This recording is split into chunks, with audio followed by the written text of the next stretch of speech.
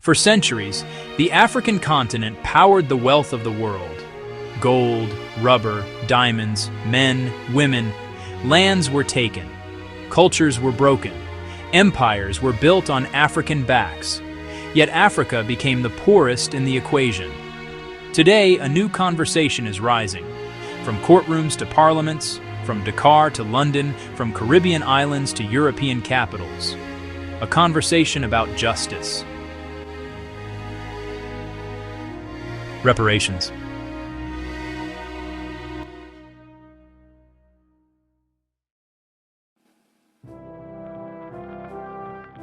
Africa was carved apart not by its people, but by foreign powers.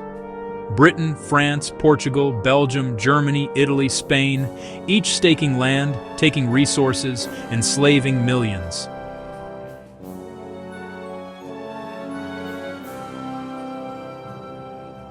Entire civilizations were disrupted, traditional governance replaced, economies rewired to export raw minerals, not build industries. This wasn't just occupation, it was economic engineering. Colonialism wasn't only violent, it created economic systems still in place today. Africa exports raw materials and imports finished goods. That's not accidental. Historians estimate Africa lost trillions through extraction of minerals, human labor, and structural underdevelopment. One Oxford study claims Britain extracted wealth equivalent to $45 trillion from India alone. Now imagine Africa, the most resource-rich continent on Earth.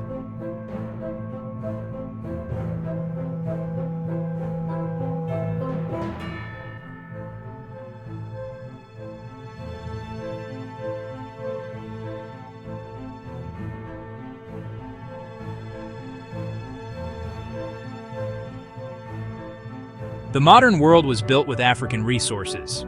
Yet Africa today contributes only around 3% of global trade. This is how inequality becomes structural, generational, global. For years, reparations sounded impossible.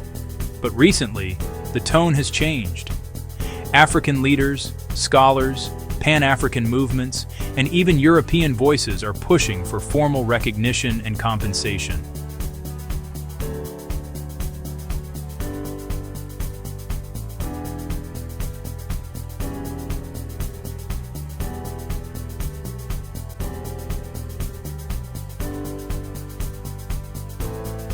Reparations is no longer a fringe conversation, it is policy. Money alone cannot repair stolen lives, but justice can take many forms.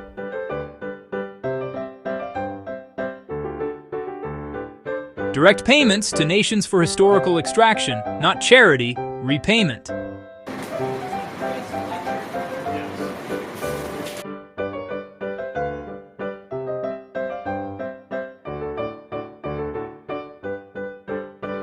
Over 90% of Africa's cultural artifacts are held outside Africa. Returning them restores identity and history. Colonization underdeveloped Africa deliberately. Reparations could mean mandatory tech transfer deals, something like the new Marshall Plan for Africa. Imagine Europe funding Africa's megarail corridors. Imagine AFCFTA with Europe-backed industrial zones. That is reparations with exponential economic return.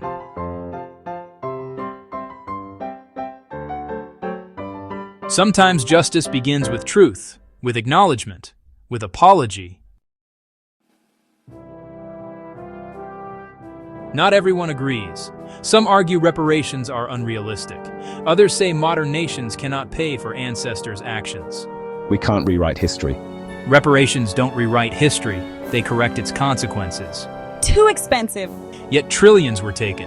The cost of injustice is already paid by Africa. Why should today's taxpayers pay? If modern nations enjoy inherited wealth from colonialism, they share inherited responsibility.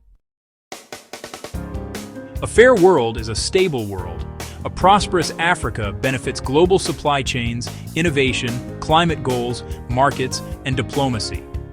Reparations could unlock a future where Africa stands not as resource provider, but as industrial power, tech hub, cultural engine. A fair reset builds mutual benefit, not dependency. Reparations is not about dwelling on the past.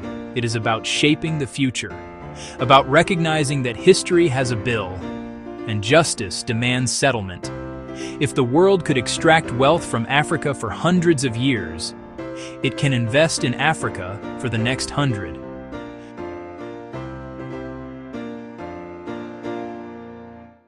Do you think Africa should receive reparations? What form should they take? Money, infrastructure, technology, artifacts? Comment below. Let's talk.